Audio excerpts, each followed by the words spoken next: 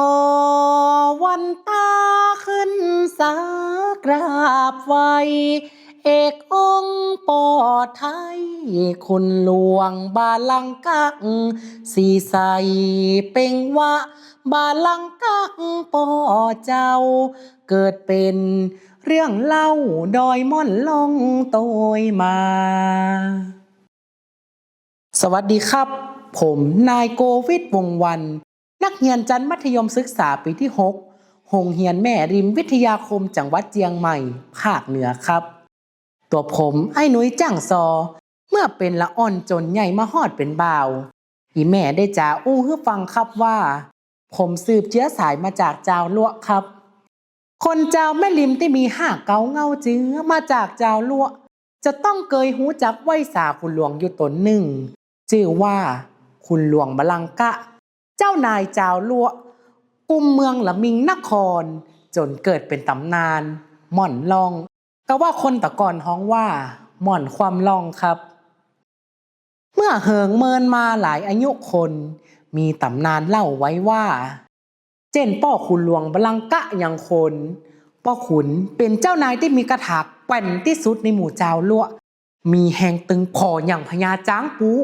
จนวันหนึ่งกู้ข้างก็ได้ตายละไปคุณหลวงบลังกะเศร้าอกมองใจเข้าบะไข่อยากปากบะไข่ตวงวันดีคืนดีหมู่ขี้ข้าที่ฮักป้อขุนก็อดบ่ได้ที่หันเจ้านายต่อเก่าแปลงหน้าหมองซอกตอกก่อนเล่าความงามของเจ้าแม่จามเตวีว่าเจ้าแม่นั้นงามแต่งามตักงามนักงามหนางามอย่างธิดาจันฟ้าผ่องแผ้วเปิงเป็นกู้ข้างเมียนางจ้างแก้วของคุณหลวงบลังกะขนาดกำปะขุนได้ยินจะอ่านก็ฝั่งดาเข้าดาขบวนเตวตางไปเมืองละปุนไปจ่าขอเอาเจ้าแม่จ่ามาเตวีมาเป็นกู้ข้าง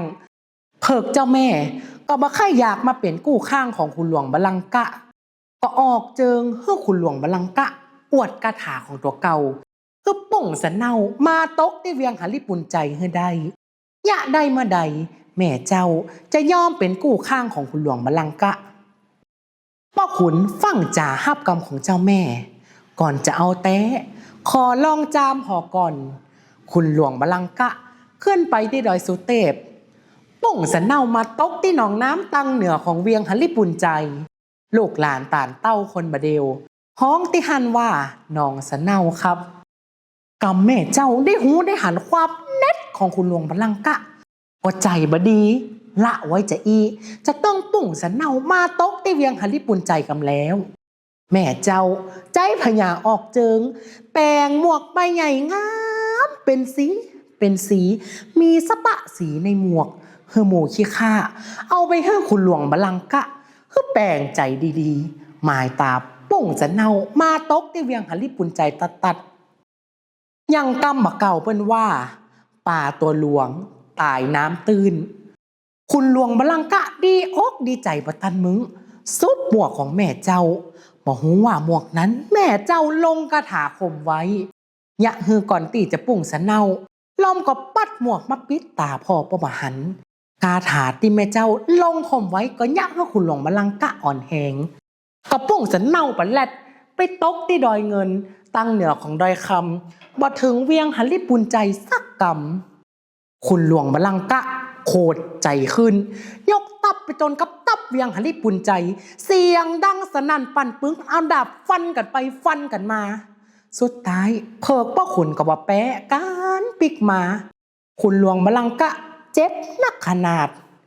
ก่อนตายได้สั่งขี้ข้าไว้ว่าเพื่อเอาขอนผีของเฮาใส่ล่องไปฝังไว้ที่พอหันเมืองหาลิปุ่นใจทีตามความเชื่อของคนตะกอนขอนผีเจ้านายต้องฝังไว้ที่สูงครับกำป้อขุนได้ตายไปเจ้าลวกก็ช่วยกันหามเอาล่องของป้อขุนไปเจ้าลวกยะจะได้ก่อเอาล่องของคุณหลวงบลังกะข้ามน้ำไปบ่ได้ก็เตวตีนลัดไปตางแปรดอยเตวได้กลางตาง